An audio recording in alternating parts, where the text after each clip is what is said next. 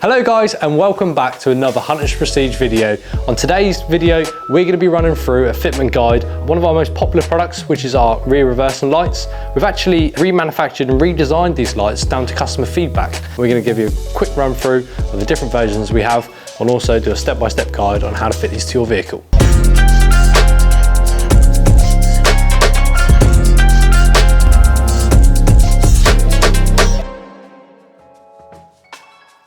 We have the original V1s, which were the black, smoked, and also the original red.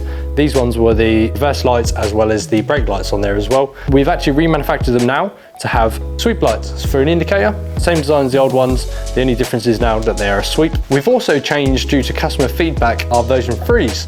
So these are actually a more slimmer line version of the original lights. So these actually run flush with the body of the vehicle. So where our original reverse lights poke out a little bit, we've made it more of a flush design. We've also removed the brake light on these, so it's just simply the reverse light.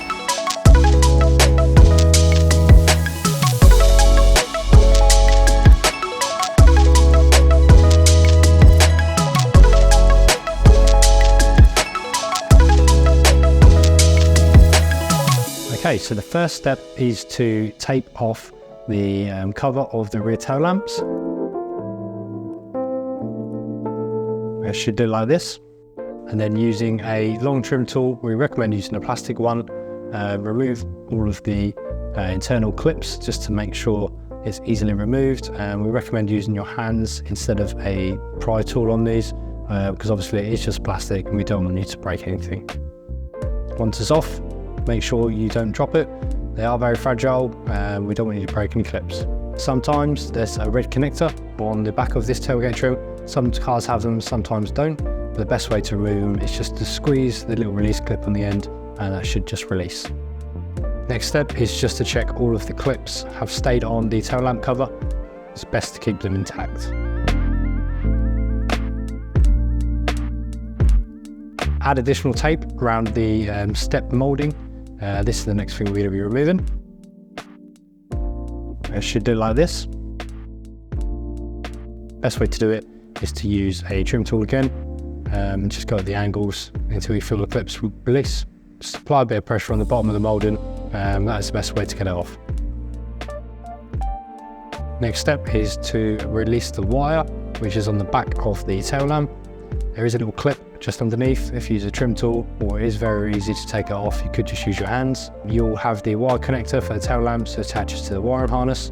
Just release those two clips together and there'll be a male and female connector. With the harness supplied with our new reverse lights, there'll be a female and male connector on there also. This is the back of the light. Just release that off and make sure the male part of the original harness is now attached to our female part of the harness of the reverse lights, and the female part of the harness on the Land Rover Genuine to our male. Should look like this. We recommend using felt tape just to go over the wires. Just adds a little bit of protection and makes it look OEM as well. Remove the tape. There is a little clip on the back of the original harness, which does need to go back in. It's very easy to do. We recommend doing that first. Tuck the little connectors just behind there. Doesn't need to go all the way in. The first step you need to do is just to put in that connector. If you do have that connector on your tail lamp, don't worry if you don't. The next thing is just to check all of the clips and all the guides, where they locate onto the rear of the car. As you can see here, there's one on the top, one on the bottom. You should push it, you'll hear them click. Make sure all the clips are in properly and engaged. Next step is to tuck the wire just behind the little bit of access that is left. To grab the rear reverse light, put the white connector back on that you released originally. Tuck in your remaining wire just once more. Make sure that the retainers are facing down, so the bigger ones at the top, smaller ones at the bottom. Push in firmly. Turn the car on just to make sure that the reverse lights are working correctly.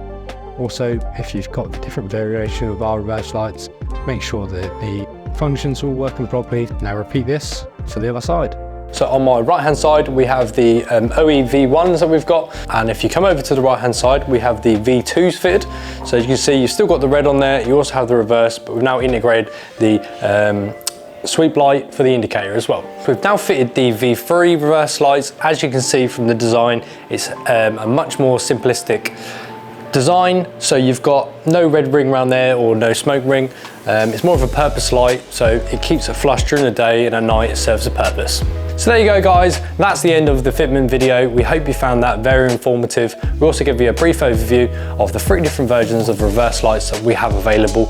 If you have any questions in regards to the fitment of the reverse lights, please get in contact with us. And if there's any future videos you'd like to see a fitment guide on, drop a comment below or get in contact with us. See you on the next video.